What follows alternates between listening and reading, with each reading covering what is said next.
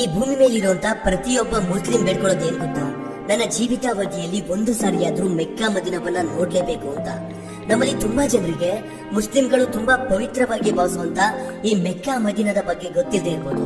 ಅಷ್ಟಕ್ಕೂ ಮೆಕ್ಕಾ ಮದೀನ ಅಂದ್ರೆ ಏನು, ಯಾಕೆ ಪ್ರತಿಯೊಬ್ಬ ಮುಸ್ಲಿಂಗಳು ತನ್ನ ಜೀವಿತಾವಧಿಯಲ್ಲಿ ಸಾಯೋದಕ್ಕಿಂತ ಮುಂಚೆ ಒಂದ್ಸರಿಯಾದ್ರೂ ಮೆಕ್ಕಾ ಮದೀನವನ್ನ ನೋಡ್ಲೇಬೇಕು ಅಂತ ಅನ್ಕೊಳ್ತಾರೆ. ಇದರ ಹಿಂದಿರುವ ಚರಿತ್ರೆ ಏನು, ಹಾಗೆ ಕಾಬಾ ಅಂದ್ರೆ ಏನು, ಯಾಕೆ ಬೇರೆ ಧರ್ಮದವರನ್ನ ಮೆಕ್ಕಾ ಮದೀನದ ಒಳಗಡೆ ಬರೋದಕ್ಕೆ ಅನುಮತಿನೇ ಕೊಡೋದಿಲ್ಲ, ಈ ರೀತಿ ತುಂಬಾ ವಿಷಯಗಳ ಬಗ್ಗೆ ಈ ವಿಡಿಯೋದಲ್ಲಿ ಹೇಳೋದಕ್ಕೆ ಹೋಗ್ತಿದ್ದೀನಿ. ಸೊ ಪ್ಲೀಸ್ ಕೊನೆವರೆಗೂ ಮೆಕ್ಕಾದ ಬಗ್ಗೆ ತಿಳ್ಕೊಳ್ಳೋಣ. ಮೆಕ್ಕಾ ಅನ್ನೋದು ಒಂದು ನಗರದ ಹೆಸರು. ಇದು ಸೌದಿ ಅರೇಬಿಯಾದ ಸಿರಾತ್ ಪರ್ವತದಲ್ಲಿ ಈ ನಗರ ಇದೆ. ಮುಸ್ಲಿಂಗಳೆಲ್ಲ ಈ ಮೆಕ್ಕಾವನ್ನ ಯಾಕೆ ಅಷ್ಟೊಂದು ಪವಿತ್ರವಾಗಿ ನೋಡ್ತಾರೆ ಅಂದ್ರೆ, ಈ ಮೆಕ್ಕಾ ನಗರದಲ್ಲಿರುವಂತ ಮಸೀದಿ ಒಳಗಡೆ ಇರೋ ಕಾಬಾದಿಂದನೇ.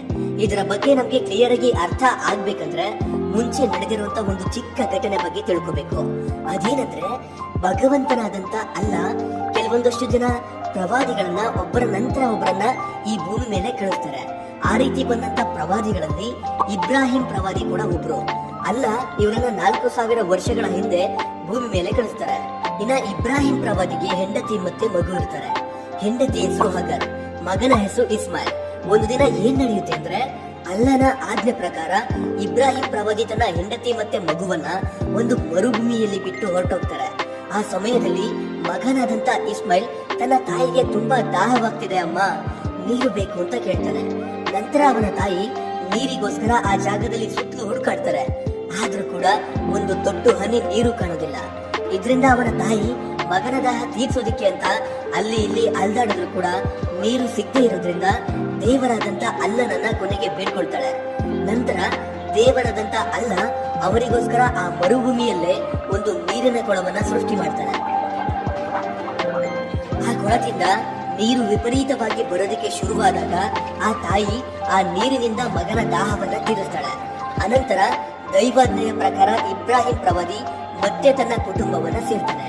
ಹೀಗೆ ಸೃಷ್ಟಿಯಾದಂತ ಆ ನೀರಿನ ಕೊಳ ಬಾವಿಯಾಗಿ ಇಂದಿಗೂ ಕೂಡ ಅಲ್ಲೇ ಇದೆ. ಅದರ ಹೆಸರು ಜಂಜಂ ಬಾವಿ. ಇಂದಿಗೂ ಕೂಡ ಆ ಬಾವಿಯಲ್ಲಿ ನೀರು ಅನ್ನೋದು ರಭಸವಾಗಿ ಉಕ್ಕುತ್ತಿರುತ್ತೆ. ಈಗ ಮೆಕ್ಕಾದಲ್ಲಿರುವಂತಹ ಕಾಬಾದ ಚರಿತ್ರೆ ಬಗ್ಗೆ ನೋಡೋಣ. ಗ್ರಂಥಗಳ ಪ್ರಕಾರ ನೋಡೋದಾದ್ರೆ, ದೇವರು ಈ ಭೂಮಿ ಮೇಲೆ ಮೊದಲು ಆದಂ ಪ್ರವಾದಿನ ಸೃಷ್ಟಿ ಮಾಡಿದ್ದಾನೆ. ಈ ಆದಂ ಪ್ರವಾದಿ ಯಾವಾಗ್ಲೂ ಕೂಡ ಅಲ್ಲಾಹನನ್ನ ಒಂದು ಜಾಗದಲ್ಲಿ ಕುಳಿತು ಪ್ರಾರ್ಥನೆ ಮಾಡ್ತಿದ್ದ. ಹೀಗೆ ಆದಂ ಪ್ರವಾದಿ ಎಲ್ಲಿ ಕುಳಿತು ಅಲ್ಲಾಹನನ್ನ ಪ್ರಾರ್ಥನೆ ಮಾಡ್ತಿದ್ನೋ ಅದೇ ಜಾಗದಲ್ಲಿ ಇಬ್ರಾಹಿಂ ಮತ್ತೆ ಅವನ ಮಗ ಇಸ್ಮಾಯಿಲ್ ಒಂದು ಕಟ್ಟಡವನ್ನ ಕಟ್ತಾರೆ. ಅದೇ ಈಗಿರುವಂತ ಕಾಬಾ. ಹೀಗೆ ಇಬ್ರಾಹಿಂ ಮತ್ತೆ ಅವನ ಮಗ ಇಸ್ಮಾಯಿಲ್ ಸೇರಿ ಕಟ್ಟಂತ ಕಾಬಾದ ಸುತ್ತಲೂ ಒಂದು ಮಸೀದಿ ನಿರ್ಮಾಣ ಮಾಡ್ತಾರೆ. ಅದೇ ಈ ಮೆಕ್ಕಾ ಮಸೀದಿ. ಇನ್ನ ಇಲ್ಲಿ ಮುಖ್ಯವಾಗಿರೋ ವಿಷಯ ಏನಂದ್ರೆ, ಈ ಮೆಕ್ಕಾವನ್ನ ಮುಸ್ಲಿಂಗಳು ಯಾಕೆ ಅಷ್ಟೊಂದು ಪವಿತ್ರವಾಗಿ ನೋಡ್ತಾರೆ ಅಂದ್ರೆ, ಮೆಕ್ಕಾದಲ್ಲಿರುವಂತಹ ಜಂಜಂ ಬಾವಿ ಮತ್ತೆ ಕಾಬಾ. ಹೌದು, ಜಂಜಂ ಬಾವಿಯನ್ನ ಅಲ್ಲಾನೇ ಸ್ವತಃ ಸೃಷ್ಟಿ ಮಾಡಿರೋದ್ರಿಂದ ಆ ಬಾವಿಯಲ್ಲಿರುವಂತಹ ನೀರು ಮುಸ್ಲಿಂಗಳಿಗೆ ತುಂಬಾ ಪವಿತ್ರವಾದದ್ದು.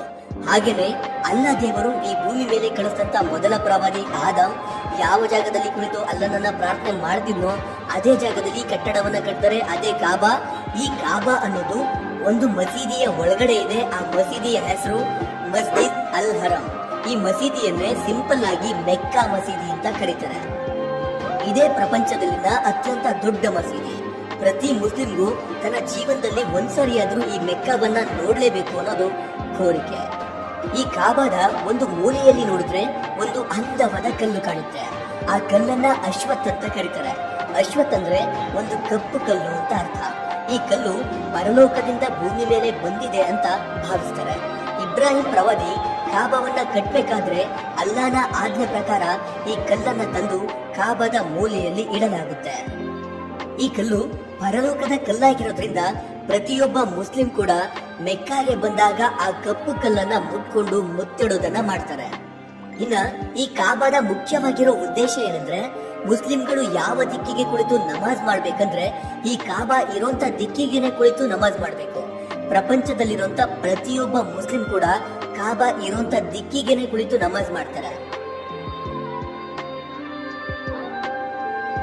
ಹಾಗೆ ಈ ಕಾಬಾದ ವಿಷಯದಲ್ಲಿ ಕೆಲವೊಂದು ಅಭ್ಯಂತರಗಳು ಕೂಡ ಬರ್ತವೆ. ಅದೇನಂದ್ರೆ, ಕಾಬಾದಲ್ಲಿರುವಂತ ಈ ಕಪ್ಪು ಕಲ್ಲನ್ನ ಕೆಲವೊಬ್ರು ಆಗ ಅದನ್ನ ಶಿವಲಿಂಗ ಅಂತಾನೂ ಕೂಡ ಹೇಳ್ತಾರೆ. ಆದ್ರೆ ಅದು ಶಿವಲಿಂಗ ಅಲ್ಲ, ಅದು ಕೇವಲ ಕಲ್ಲು ಮಾತ್ರ ಅಂತ ಹೇಳಿ ಕೊನೆಗೆ ಕುರಾನ್ ನಲ್ಲಿ ಹೇಳಿರುವಂತ ವಿಷಯಗಳ ಮೂಲಕ ಸಾಬೀತು ಮಾಡ್ತಾರೆ. ಇನ್ನ ಈ ಕಾಬಾವನ್ನ ನೋಡೋದಕ್ಕೆ ಬರುವಂತ ಜನರು ಕಾಬಾದ ಸುತ್ತ 7 ಸಾರಿ ತಿರುಗಬೇಕಾಗುತ್ತೆ. ಹೀಗೆ ಕಾಬಾದ ಸುತ್ತ 7 ಸಾರಿ ತಿರುಗೋದ್ರ ಹಿಂದೆ ಒಂದು ಕಾರಣ ಇದೆ. ಅದೇನಂದ್ರೆ ಇಬ್ರಾಹಿಂ ಪ್ರವಾದಿಯ ಹೆಂಡತಿ ತನ್ನ ಮಗನ ದಾಹ ತೀರ್ಸೋದಕ್ಕೆ 7 ಸಾರಿ ತಿರುಗಾಡ್ತಾರೆ. ಆಗ ಮಾತ್ರ ಅಲ್ಲಾ ಅವರಿಗೋಸ್ಕರ ಜಂಜಂ ಬಾವಿಯನ್ನ ಸೃಷ್ಟಿ ಮಾಡ್ತಾನೆ. ಅದೇ ಕಾರಣದಿಂದ ಪ್ರತಿ ಮುಸ್ಲಿಂ ಕಾಬಾದ ಸುತ್ತ 7 ಸಾರಿ ಸುತ್ತುತ್ತಾರೆ. ಈ ರೀತಿ ಅವರು ಸುತ್ತಬೇಕಾದ್ರೆ ಲಬ್ಬೈಕ್ ಕಲಹುಮ್ಮ ಲಬ್ಬೈಕ್, ಲಬ್ಬೈಕ್ ಕಲಹುಮ್ಮ ಲಬ್ಬೈಕ್ ಅಂತ ಹೇಳ್ಕೊಂಡು ಸುತ್ತುತ್ತಾರೆ. ಈ ಪದದ ಅರ್ಥ ಏನಂದ್ರೆ ಓ ಅಲ್ಲ, ನಾನಿಲ್ಲಿ ಹಾಜರಾಗಿದ್ದೇನೆ ಎಂದರ್ಥ. ಈ ರೀತಿ 7 ಸಾರಿ ಸುತ್ತಾಕಿದ ನಂತರ ಜಂಜಂ ಬಾವಿಯನ್ನ ನೋಡೋದಕ್ಕೆ ಹೋಗ್ತಾರೆ. ಆ ಬಾವಿಯ ನೀರನ್ನ ಸೇವನೆ ಮಾಡ್ತಾರೆ. ಈ ಬಾವಿಯಿಂದ ಎಷ್ಟು ನೀರನ್ನ ತೆಗೆದ್ರೂ ಕೂಡ ಇನ್ನು ಆ ಬಾವಿಯಲ್ಲಿ ನೀರು ಉಕ್ಕುತ್ತಾ ಬರುತ್ತೆ. ಪ್ರತಿದಿನ ಈ ಬಾವಿಯಿಂದ ಲಕ್ಷ ಲೀಟರ್ಗಳಷ್ಟು ನೀರನ್ನ ತೆಗೆದು ಬಳಸ್ತಿದ್ರು ಕೂಡ ಆ ಬಾವಿಯಲ್ಲಿ ನೀರು ಖಾಲಿಯಾಗೋದೇ ಇಲ್ಲ. ಪರಿಶೋಧನೆಯ ಪ್ರಕಾರ ಕೂಡ ಆ ನೀರಲ್ಲಿ ಅಧಿಕ ಮಿನರಲ್ಸ್, ಕ್ಯಾಲ್ಸಿಯಂ ಮತ್ತೆ ಮೆಗ್ನೀಷಿಯಂಗಳು ಕೂಡ ಹೆಚ್ಚಾಗಿದೆ ಅಂತ ಹೇಳ್ತಾರೆ. ಇನ್ನ ಅಲ್ಲಾನ ಮತ್ತೊಬ್ಬ ಪ್ರವಾದಿಯವರೇ ಮೊಹಮ್ಮದ್ ಪ್ರವಾದಿ. ದೇವರಾದಂತ ಅಲ್ಲಾ ಮೊಹಮ್ಮದ್ ಪ್ರವಾದಿಗೆ ತಿಳಿಸಿದಂತ ಪ್ರತಿಯೊಂದು ಪ್ರವಚನಗಳನ್ನು ಕೂಡ ಒಂದು ಪುಸ್ತಕದಲ್ಲಿ ಬರೆದು ಕೊನೆಗೆ ಅದನ್ನ ಗ್ರಂಥವನ್ನಾಗಿ ಮಾಡ್ತಾರೆ. ಆ ಗ್ರಂಥನೇ ಈಗಿರುವಂತ ಕುರಾನ್ ಗ್ರಂಥ. ಮುಸ್ಲಿಮರ ಪವಿತ್ರ ಗ್ರಂಥವಾದ ಕುರಾನ್ ಗ್ರಂಥವನ್ನ ಬರೆದಿದ್ದು ಈ ಮೊಹಮ್ಮದ್ ಪ್ರವಾದಿಯವರೇ. ಇನ್ನೊಂದು ವಿಷಯ ಏನಂದ್ರೆ, ಎಲ್ಲರೂ ತಿಳ್ಕೊಂಡಿರೋದೇನಂದ್ರೆ ಇಸ್ಲಾಂ ಮತವನ್ನ ಸ್ಥಾಪನೆ ಮಾಡಿರೋದು ಈ ಮೊಹಮ್ಮದ್ ಪ್ರವಾದಿ ಅಂತ ಅನ್ಕೊಂಡಿದ್ದಾರೆ. ಆದ್ರೆ ಇಲ್ಲಿ ನಿಜ ಏನಂದ್ರೆ, ಕಾಲಕ್ಕೆ ತಕ್ಕನಾಗಿ ಪ್ರವಾದಿಗಳನ್ನ ಅಲ್ಲಾ ದೇವರು ಒಬ್ಬೊಬ್ಬರನ್ನಾಗಿ ಭೂಮಿಗೆ ಕಳಿಸ್ತಾರೆ. ಈ ರೀತಿ ಬಂದಂತ ಮೊದಲ ಪ್ರವಾದಿ ಆದಮ್. ಇವರೇ ನಿಜವಾಗಿ ಇಸ್ಲಾಂ ಮತದ ಸ್ಥಾಪಕರು. ಈ ರೀತಿ ಬಂದಂತ ಕೊನೆಯ ಪ್ರವಾದಿನೇ ಮೊಹಮ್ಮದ್ ಪ್ರವಾದಿ. ಇವರು ಕುರಾನ್ ಗ್ರಂಥವನ್ನ ರಚಿಸಿ ಅದನ್ನ ಮುಸ್ಲಿಂಗಳಿಗೆಲ್ಲ ತಲುಪಿಸ್ತಾರೆ. ಇನ್ನ ಕೊನೆಯದಾಗಿ ಮೆಕ್ಕಾದ ಒಳಗಡೆ ಬೇರೆ ಧರ್ಮದವರನ್ನ ಯಾಕೆ ಬಿಡೋದಿಲ್ಲ? ಅದಕ್ಕೆ ಕಾರಣ ಏನಂದ್ರೆ, ಮುಸ್ಲಿಂಗಳ ಜೀವಿತಾವಧಿಯಲ್ಲಿ ಮೆಕ್ಕಾ ಮದೀನಾದ ಬಗ್ಗೆ ಪ್ರತ್ಯೇಕ ಸ್ಥಾನವಿರುತ್ತೆ. ಅದನ್ನ ಅವರು ತುಂಬಾ ಪವಿತ್ರವಾಗಿ ಭಾವಿಸ್ತಾರೆ. ಅದನ್ನ ಅಪವಿತ್ರ ಮಾಡುವಂತ ಯಾವ ವಿಷಯವನ್ನು ಕೂಡ ಒಳಗಡೆ ಬರೋದಕ್ಕೆ ಅವರು ಅಂಗೀಕರಿಸೋದಿಲ್ಲ. ಜೊತೆಗೆ ಈ ಮೆಕ್ಕಾ ಮದೀನಾಗಳು ಸೌದಿ ಅರೇಬಿಯಾ ದೇಶದಲ್ಲಿರೋದ್ರಿಂದ ಆ ದೇಶದ ಪ್ರಭುತ್ವ ಮುಸ್ಲಿಂ ಮತದವರನ್ನ ಬಿಟ್ಟು ಬೇರೆ ಮತದವರನ್ನ ಮೆಕ್ಕಾದ ಒಳಗಡೆ ಬರಬಾರ್ದು ಅನ್ನೋ ನಿಯಮ ನಿಬಂಧನೆಗಳನ್ನ ಜಾರಿಗೆ ತರ್ತಾರೆ. ಸೊ ಫ್ರೆಂಡ್ಸ್, ಇದಿಷ್ಟು ಮೆಕ್ಕಾ ಮದೀನಾದ ಬಗ್ಗೆ ಒಂದಷ್ಟು ಮಾಹಿತಿ.